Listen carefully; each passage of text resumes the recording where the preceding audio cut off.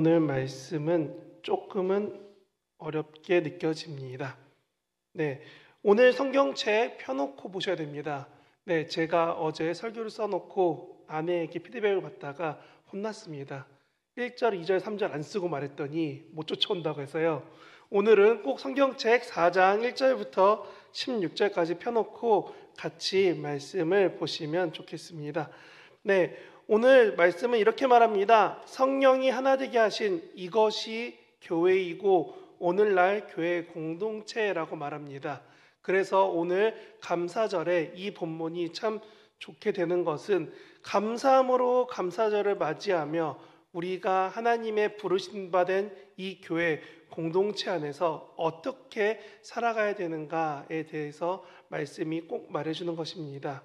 사실 하나님의 부르심은 교회라는 건물보다 앞서서 하나님의 말씀을 듣고 생각하고 살아가도록 이끄신 교회라는 공동체 모임이 있었고 이게 매우 중요하다는 것입니다.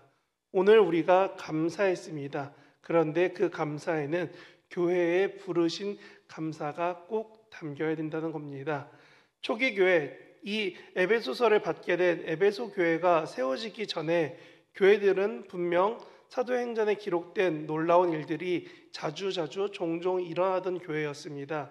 그래서 대표적으로 제가 지난번에 설교했던 것처럼 사도행전 5장에 아나니아와 삽비라라는 질투 어린 사건이 일어나게 된 이유도 그 안에 참 많은 일들, 예수님부터 그 이후의 제자들까지 여러 가지 놀라운 일들이 일어났기 때문입니다. 그래서 그 사람들이 첫 모임의 장소로 여겼던 마가의 다락방에서는 아마도 매우 놀라운 일들이 일어났을 것 같습니다. 혹시 영상 틀어줄 수 있으실까요? 영상 한번 보여주시겠어요?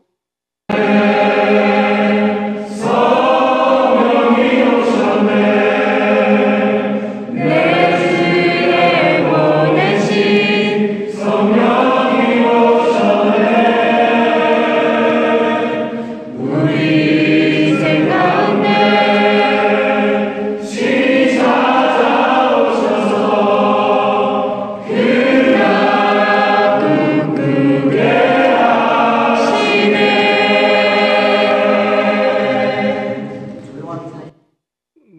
감사합니다.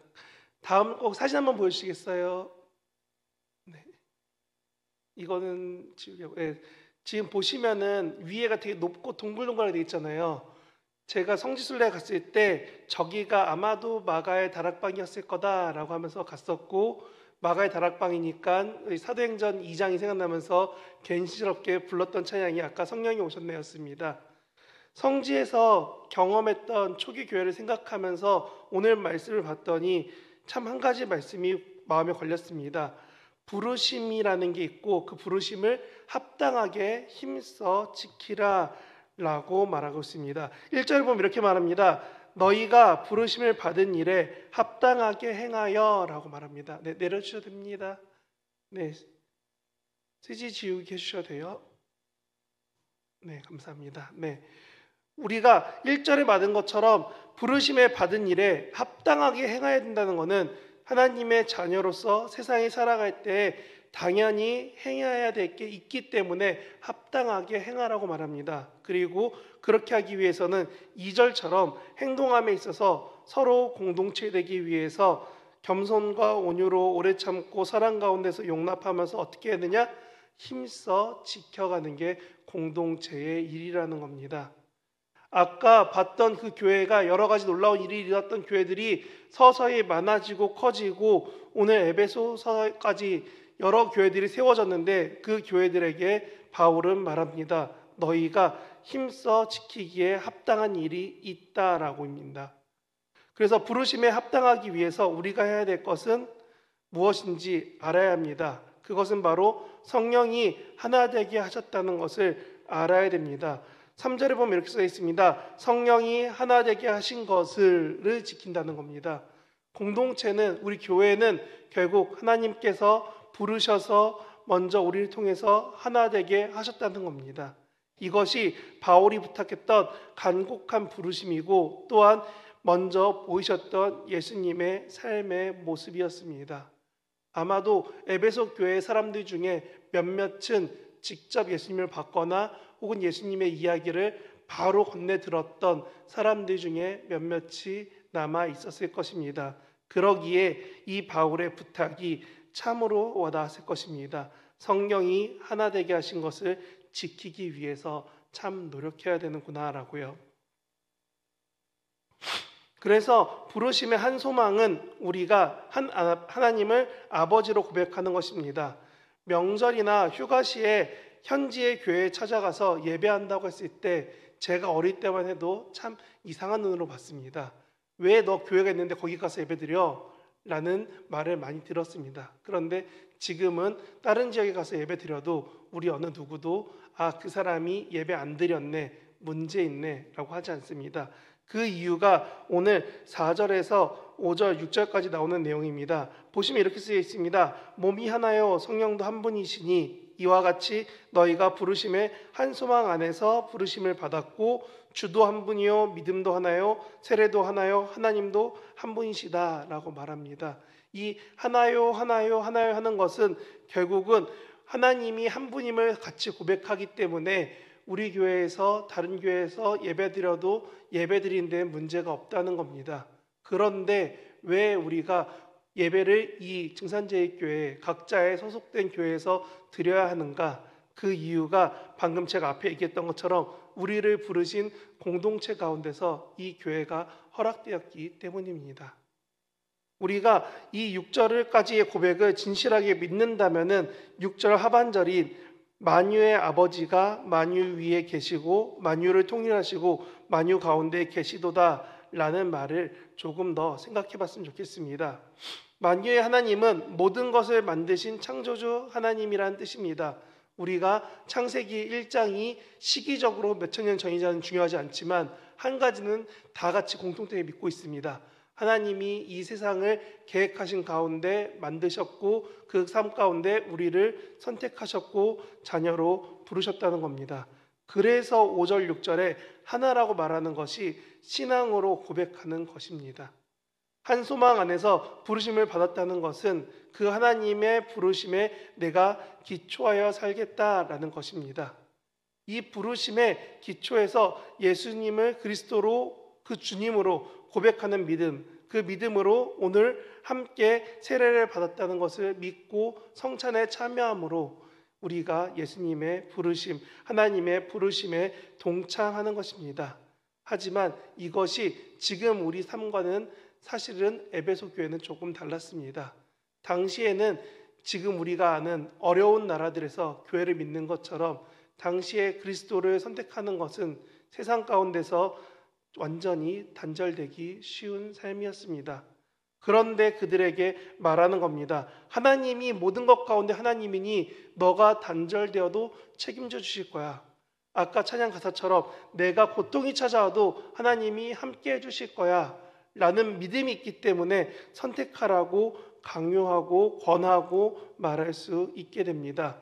사실 이렇게 살아가기는 쉽지 않습니다. 그래서 신앙 고백은 참으로 중요하다라고 말합니다. 10계명, 1계명 나 외에 다른 신을 두지 말라. 이것은 신 말고도 나의 욕심이나 자랑, 생각을 내려놓는 것입니다. 그게 바로 감사하는 행동이 되는 것입니다. 내가 하나님만 하셨습니다라고 고백하고 믿고 살아가고 그 고백이 나의 삶을 붙잡았을 때 나는 감사할 수 있게 됩니다. 하나님이 행하셨기 때문에 감사하는 것이고 하나님이 모든 것이 되신다기에 감사하는 것이고 하나님이 나의 삶을 이끌어 가신다는 것을 믿기 때문에 철저하게 신앙으로 사는 감사가 나오게 됩니다. 그래서 저는 여러분에게 다시금 말씀대로 갔을 때 말씀드리고 싶습니다. 7절 8절을 보십시오. 우리가 각 사람에게 그리스도의 분량대로 은혜를 주셨나니 그러므로 이르기를 그가 위로 올라가실 때를 사로잡혔던 자들을 사로잡으시고 사람들에게 선물을 주셨다 하였도다 라고 쓰여 있습니다.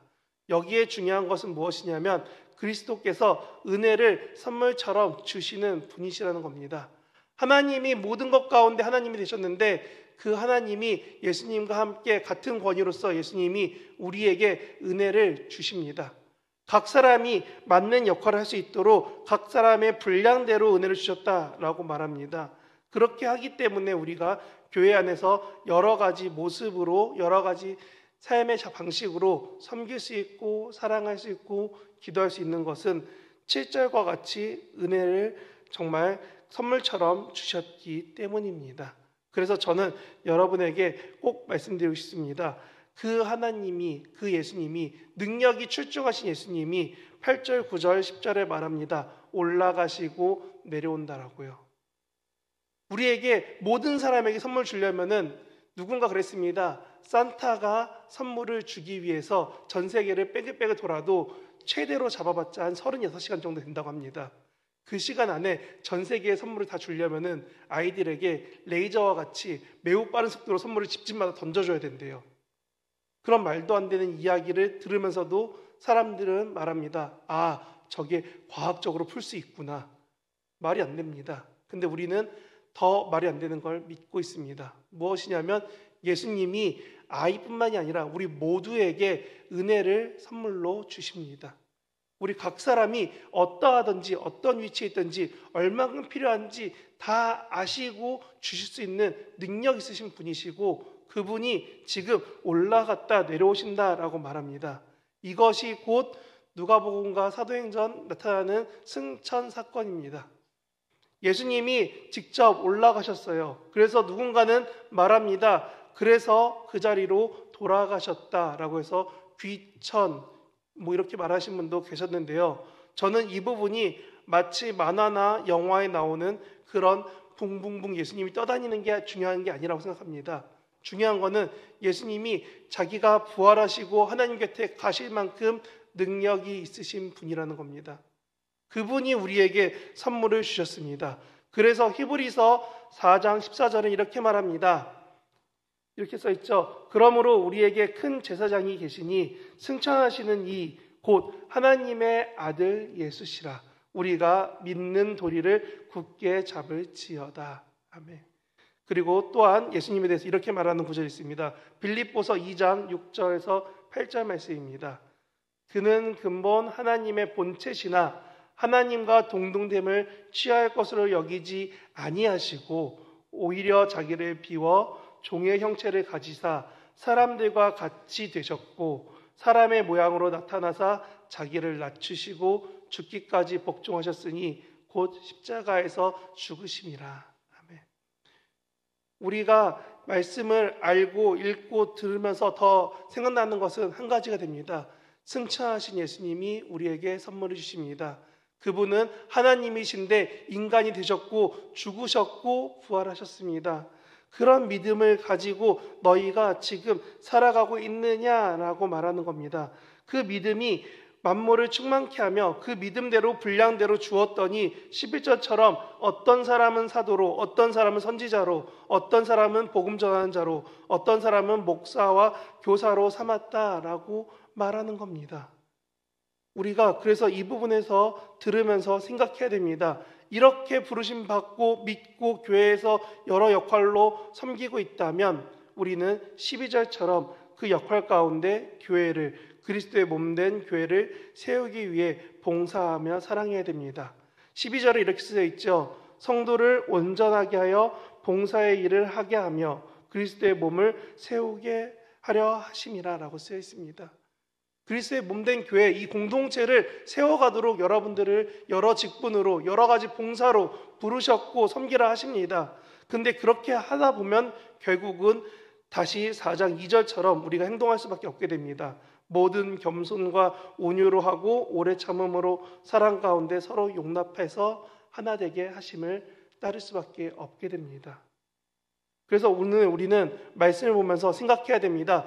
그리스도를 아는 일에, 그리스도를 알아가는 일에, 내 삶의 그리스도를 채우는 일에 점점 더 많아지는 것이 온전해지는 것이고, 이것은 교회 학교부터 장년 모두가 그리스도를 아는 분량이 넘쳐서 충만해지는 게 13절의 충만입니다. 우리가 14절처럼 말씀에 이런 삶들이 다가올 때가 있습니다. 이는 우리가 이제부터 어린아이가 되지 아니하여 사람의 속임수와 간사한 유혹에 빠져 온갖 교훈의 풍조에 밀려 요동하지 않게 하려 함이라 라고 쓰여 있습니다. 이 말씀은 우리가 어린아이가 부족하다가 아니라 어른처럼 그리스도로 채워갈 거냐, 아니면 그리스도가 빠져나간 자리에 세상을 채운 그리스도 보기에 어린아이처럼 살아갈 거냐입니다. 제가 조부모님들이 전부 다 연세가 있으시니까 치매가 시작됐습니다. 옆에서 보면은 점점 더 아이처럼 행동하실 때가 있습니다. 그걸 보면서 우리는 그분들을 보면서 도와드려야지, 안타까워 여기지, 그분 보면서 손가락질하고 욕하지 않습니다. 저는 이 본문에서 아이라는 말이 너가 나이 어리니까 부족해 라는 뜻이 아니라 그와 같이 하나님을 채웠던 자리가 점점 더 빠져나가는 시각인 것 같습니다. 왜 빠져나가느냐? 14절의 말씀처럼 우리가 세상의 유혹과 속임수와 그 세상의 교훈에 따라 살아가기 때문에 어느 순간 내 삶에 그리스도가 빠져나갑니다. 조금씩 그리스도 없이 살고 세상의 방식으로 나를 채워서 살아갑니다. 그러면 결국 15절 16절처럼 그리스도까지 자라지 못하고 아이가 됩니다. 그래서 본문은 말합니다.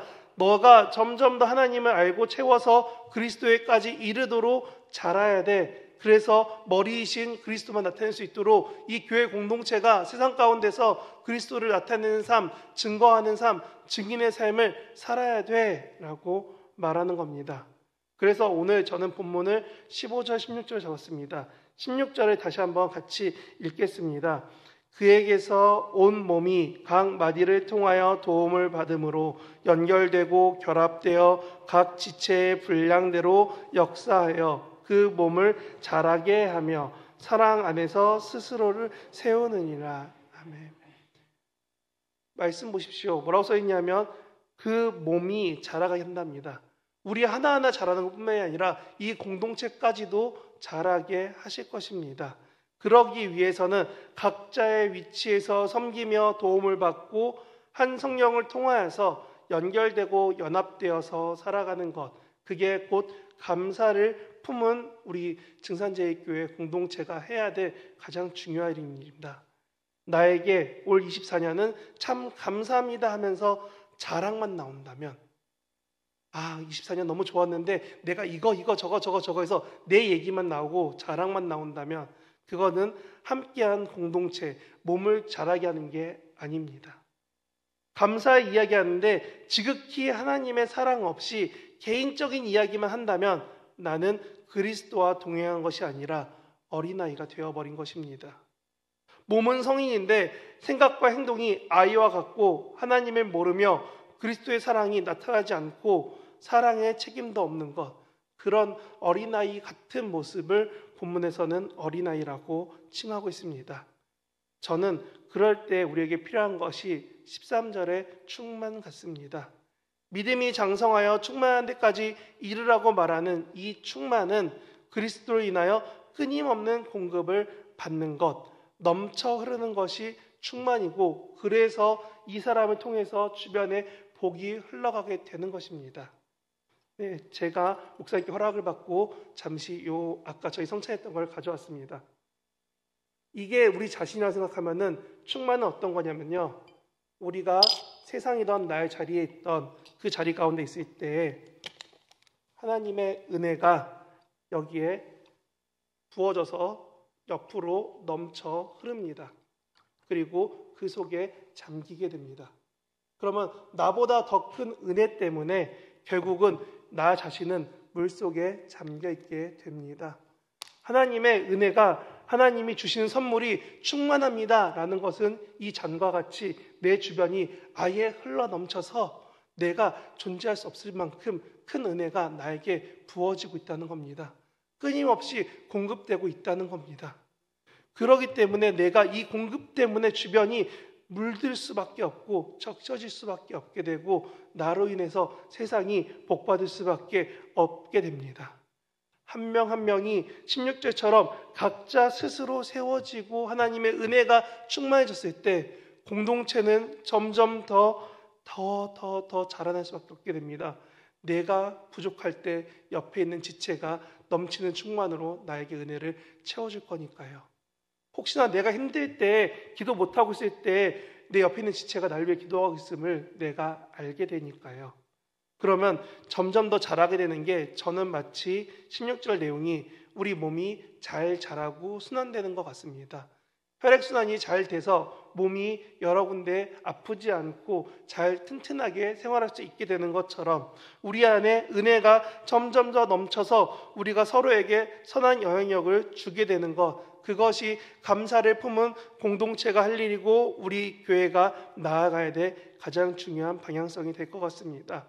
그래서 저는 저희가 준비한 감사나무를 가지고 준비할 때에 목사님들과 기도하고 다 같이 고민했을 때 저 문 밖에 있는 하트 모양의 감사를 만들어 봤습니다.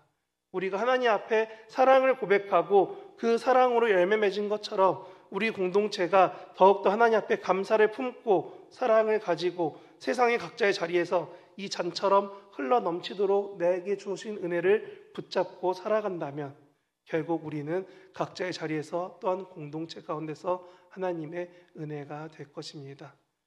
어떤 삶을 사시겠습니까? 하나님의 마음이 하나로 고백한 우리가 감사를 품고 살아가라고 하십니다. 그 삶을 살기 위해서 우리는 내 삶에서 감사가 자랑이 아닌 내 뜻이 아닌 하나님을 나타내고 하나님의 행하심을 고백할 수 있는 저와 여러분 되시길 진심으로 바랍니다. 기도하겠습니다.